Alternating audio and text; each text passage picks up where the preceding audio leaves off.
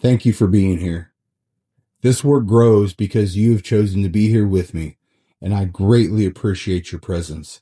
And if this resonates with you, if this makes you think differently, if this helps you in any way, please subscribe, please share and comment.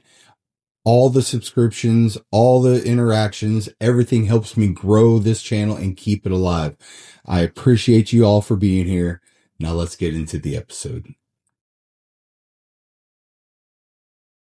I'm Corey J. Riggs. This is This Tree and Me. This is episode 8 of season 2. Life will life. You decide who leads. Life will life. And things will happen. Things will happen that are good. Things will happen that are painful. Things will happen that are unfair. There's no stopping that aspect of life. It's going to exist no matter the path you take, no matter the journey that you walk, no matter the healing, the unhealing. Life is going to happen. You can't avoid it. You can't stop life. It just is what it is. But you can decide who leads you through it. And is it going to be you? Is it going to be the present, the person inside of you who is walking through light with love, doing the best that they absolutely can, following the path that is laid out before them? Or is it going to be the ego, the hurt, the protector that's trying to just simply survive, and it's pure reaction? That is a choice. It's not an easy choice all the time, but it is a choice, and it's a conscious choice that you can make for yourself. Because you are everything that has happened to you. You are every event, every experience. You are everything that you have done. You are everything that you have survived. You are everything that you have learned. Every instance, every event, every decision that you have made in your life is who you are. It's part of you. You're all of it. There's no undoing it. There's no takebacks, right? There's no going backwards and erasing your past and your history and rewriting it. That simply does not exist. It doesn't happen. So the only thing that's left, if you choose to, is ownership. Taking complete control and ownership of every decision and every experience, whether it was done to you or by you. Taking ownership of it. And not ownership as in beating yourself up, but ownership as in it happened. So how do I deal with it? And obviously, if there were the good events and the positive events, okay, how do I make more of that happen? Or how do I take that in and don't let it overtake and make me think that the future is just flowers and tulips and butterflies? And also at the same time, not taking the negatives and the bad things and the traumas and digging such a hole that you live in darkness, that you live in this cycle, this cyclical pattern of just pain and suffering. You can't control the past, and you cannot control what's going to come. So what can you control? What you can is control what's in front of you right now. You can control the internal parts of you that help you react, that help you make those decisions on how you're going to take that next step. And that's either ego-driven, reactionary, negative, forcing your way through things, or it's your inner light, it's your truer self, it's your heart, it's calm, relaxed, thought out. You can control how you react. And there's tools that you can use to help you become that person, to help you use one side more than the other. It's never going to be 100%. We'd love for it to be, but it's not. Sometimes there are some things that happen in life that are so hard and difficult that you can't help yourself but react in a negative or pushy or forceful way. A death of a loved one is a great example. A heavy trauma, that someone does something unfair to you, an accident of some sort. There's many examples that you can use that, yes, can you react in a grounded way and with the understanding that it's just an experience? That takes a lot of tone. That takes a lot of time. So there's going to be times that you react.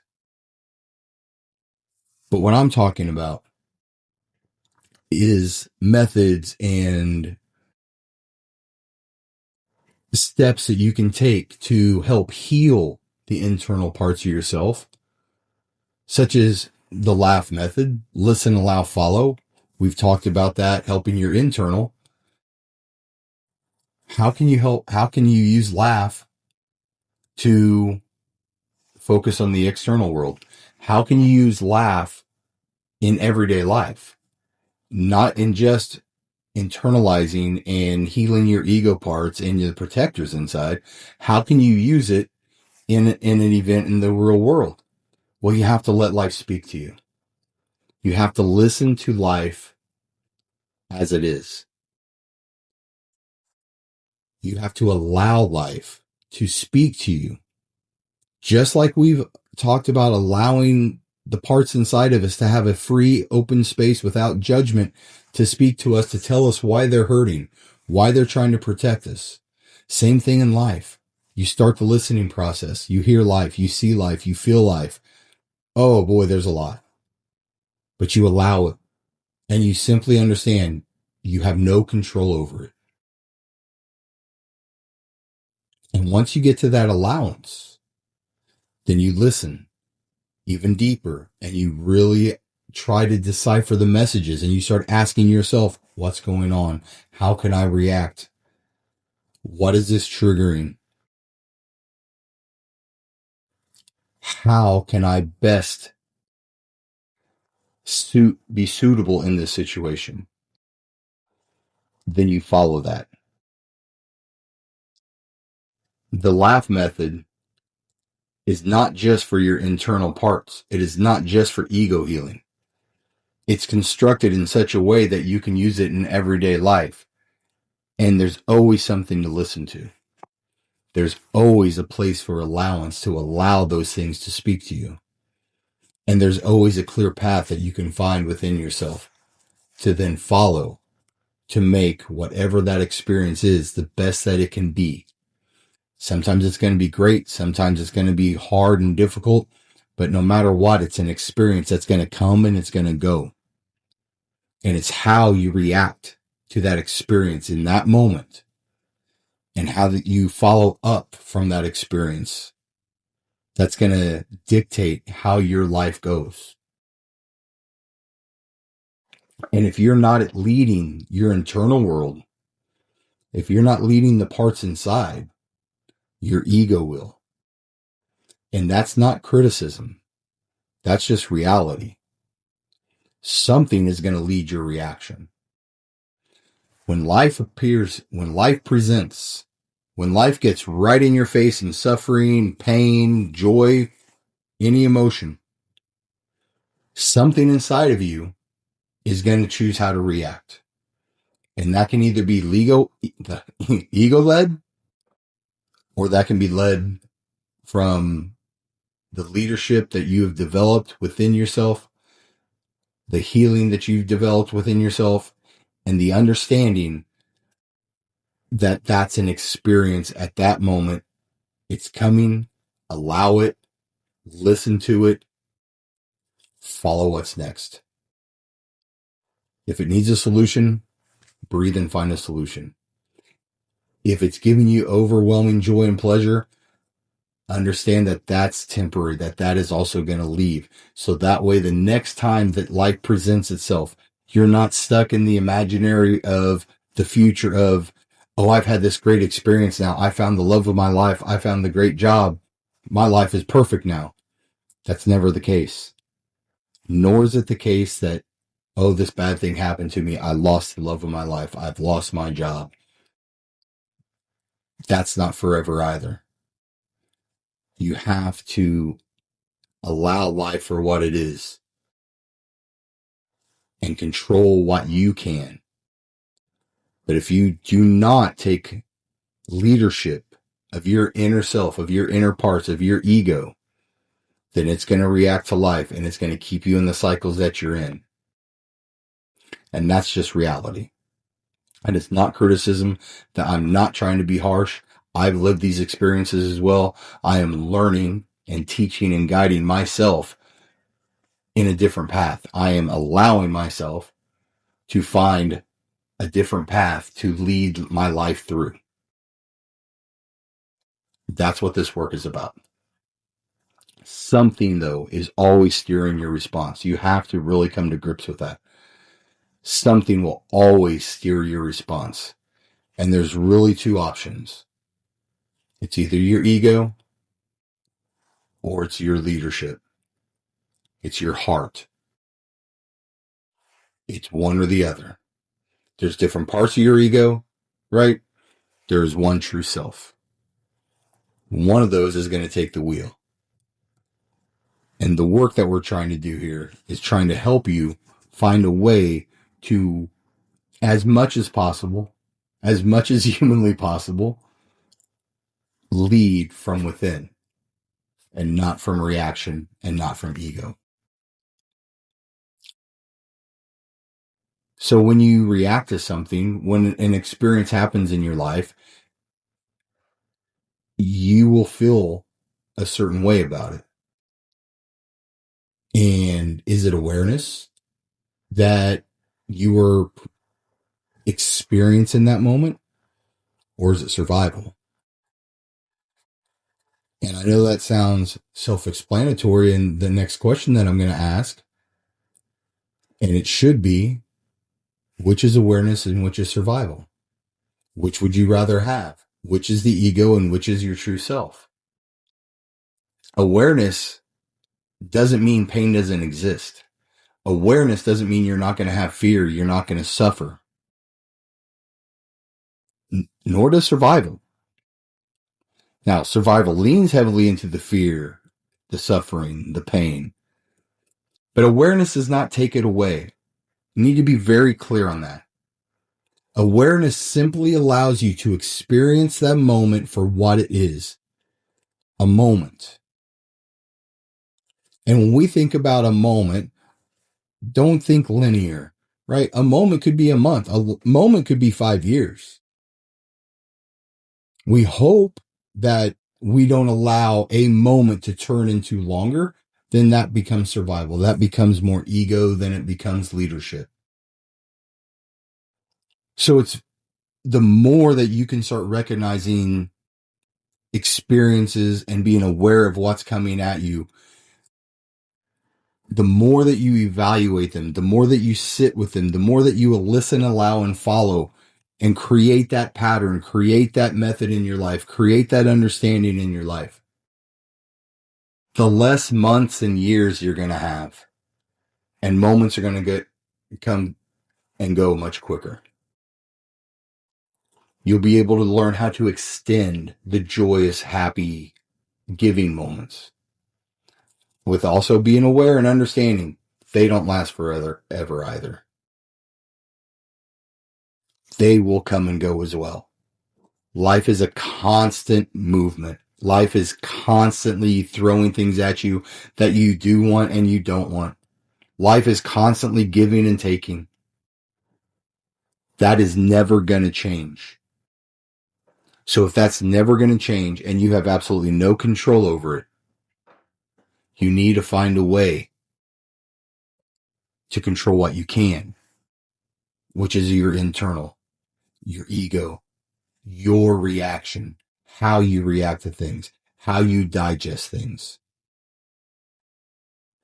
So sitting in the moments, reflecting on moments after they're done, that's how it really starts. Until you really get good at it, until you really find ways to sit within yourself, it's a lot more reflection than it is in the moment. But the more you sit in it and reflect and be like, ooh, I missed that. Ooh, there's that key point. You know what? If I would have just said this, or if I would have not said this, that's more my experiences than any. If I wouldn't have said something, maybe that moment wouldn't have lasted as long, or maybe it wouldn't have turned into this turmoil or whatever. Reflecting back, picturing it, seeing it, feeling it, being like, okay, I made that. I get it. That one's on me. I will work harder next time to recognize it. The more you do that, the more you're going to lead from awareness and less from survival. And leadership is not dominance. It's not force. A lot of people consider themselves to be a leader by the title they have, by the people that, how many people they have serving them, right? I have 10 reports at work. I'm the leader of 10 people. I'm a project manager. I am the leader of the projects and all the people under them. Whatever the story is. Leadership is not dominance. It's not power. It's not control. Leadership is a responsibility. And a real leader listens.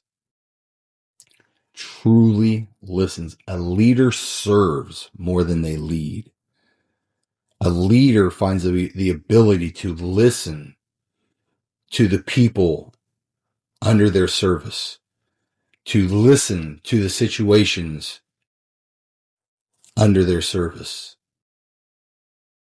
And they allow the space for those things to be heard. And from there, a real leader will create safety. And as we've learned in the laugh method, we create that safety inside for our ego, for all the parts. And now we're just facing that outward, right? We're looking at a life experience. Okay, how do I lead in this situation? I don't need the title to be the leader. I don't need to be the dad, the grandpa, the boss, the coach. I can be a player. I can be a participant. I can be an observer. And I can still find a way to lead. Leading is not power. Leading is not a title. Leading is not a noun. It is a verb. It's action. And a leader creates a safe place for people, things, experiences to express themselves as they need to express themselves. And they let that come in and they digest it.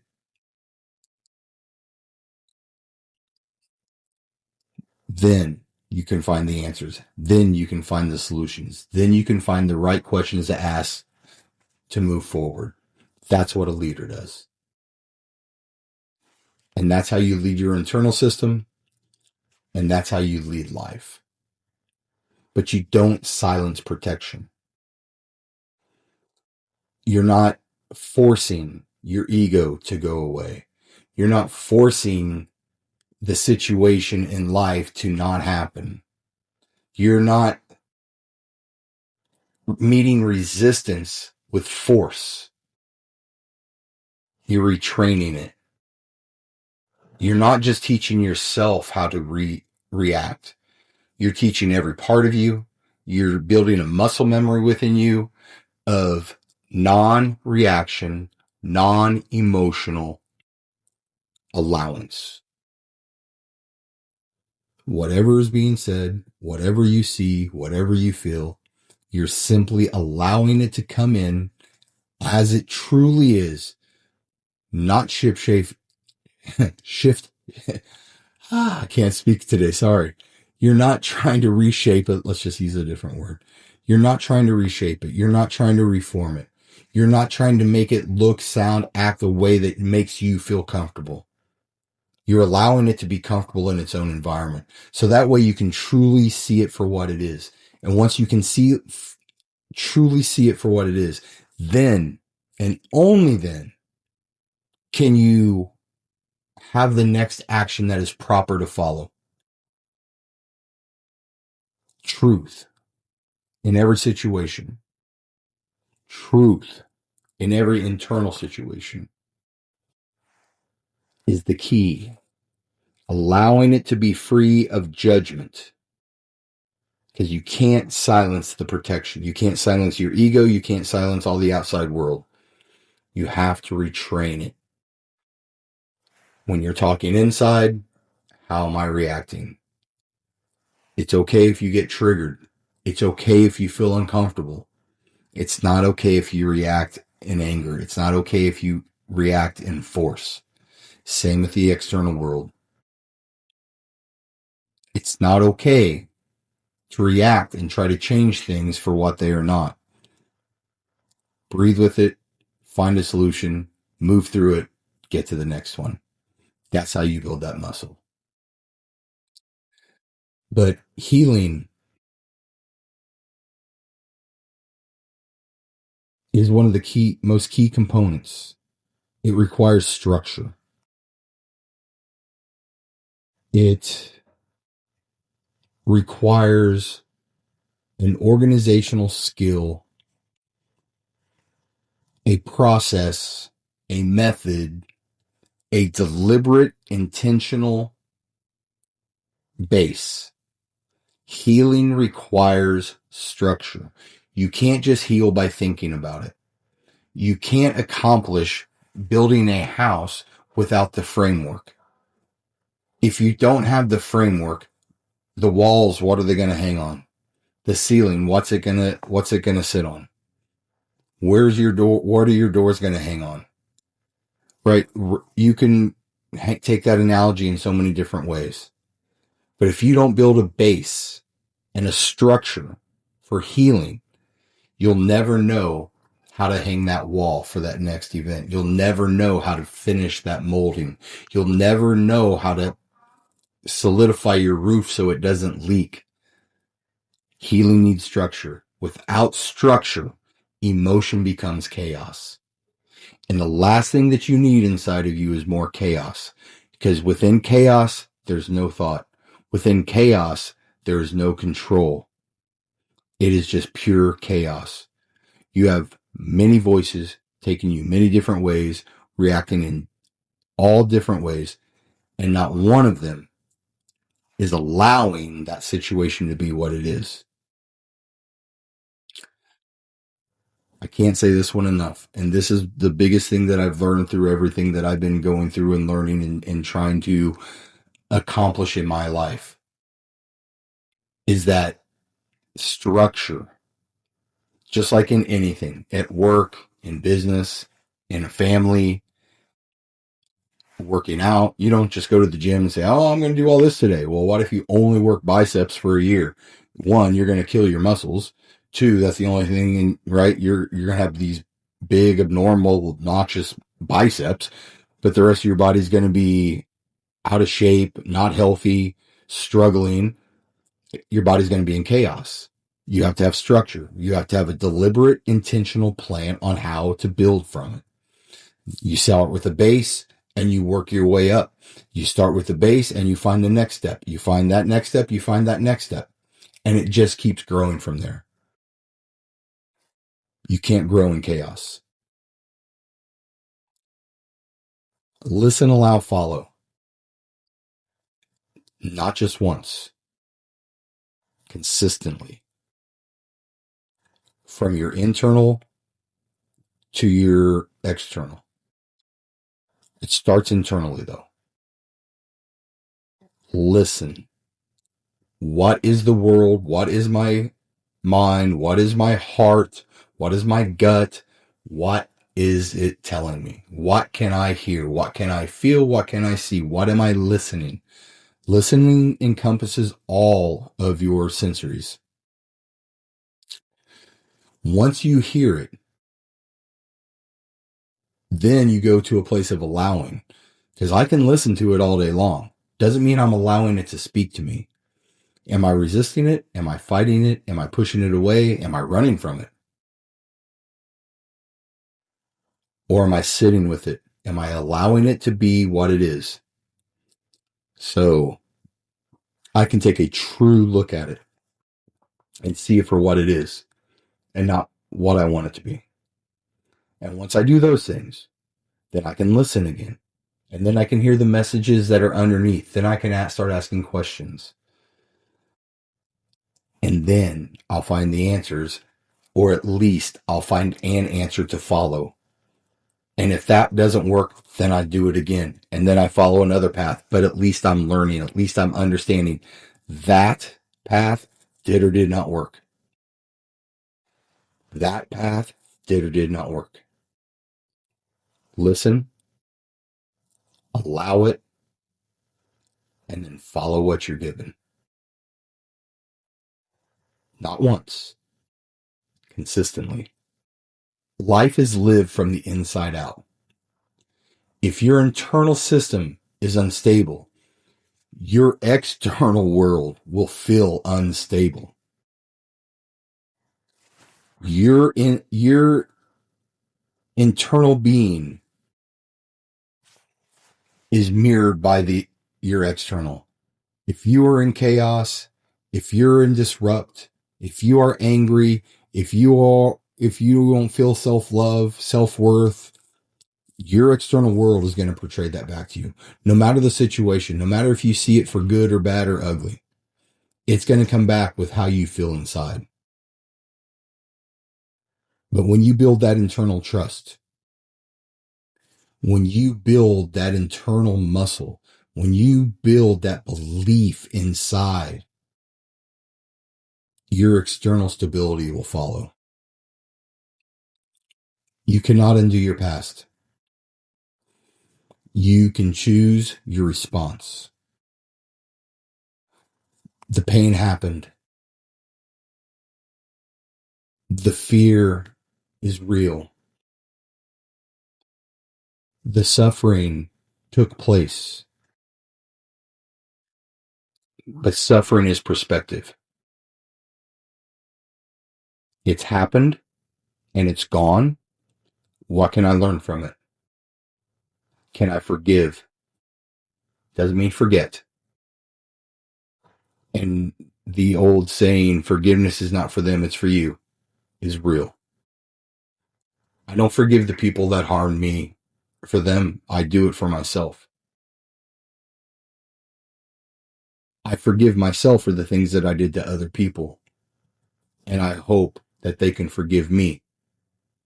Does not mean that either one of us are going to forget. Does not mean that it doesn't go away. Does not mean that it didn't happen. Suffering is perspective. There's lessons to be learned in it. The biggest one that I'll give you from my life is I reference it a lot. There's an event when I was a young boy that tore me up. That, my grandfather's death, there's a few that we've talked about, tore me up. And what I've learned, and I've seen it now that I've reflected back through all of my life, is one, I transferred that pain to others. That's real. Hurt people hurt people. That's real. Second, it gave me an empathy to see pain and suffering in others that I can't explain. And that is a gift. That is a gift from trauma. I wouldn't have that without that. I wouldn't be able to do what I'm sitting here doing right now without that. Sucks, all that. It happened. So what can I take from it? But living in it, using it as a permanent excuse, Oh, my mom, my dad, my this, my that, my religion, my church, my friend. It's over with. If you're still living it, get out of it. I know that's easier said than done. Find a way. But for the most part, the things that have happened in your past are done. They're not happening anymore. Suffering is perspective. Life will life. You decide who leads. So sit with this a little bit. Who is leading you right now? Is it awareness or is it fear? Where are you resisting ownership? Where are you failing to take ownership of the actions that have happened in the past? That one sometimes sits with me unfairly because some actions you didn't ask for, but I still need to take ownership of them because they happened to me and they're in my life. So where am I resisting that ownership? And where can you lead calmly instead? Where in your life right now can you find places that you may not be leading your internal self, which then the outside mirrors? Where are you not leading calmly? Where are you leading with anger, bitterness? Where are you ego driven? Sit and ask yourself. You don't have to answer those right now. Write about them, but sit and reflect on them. When you build peace inside, the world feels different. When you lead yourself, life becomes experience, not identity. This is the work. This is the method. And this is alignment. I'm Corey J. Riggs. This is this tree in me. Life will life. You decide who leads. I love you all. Be blessed.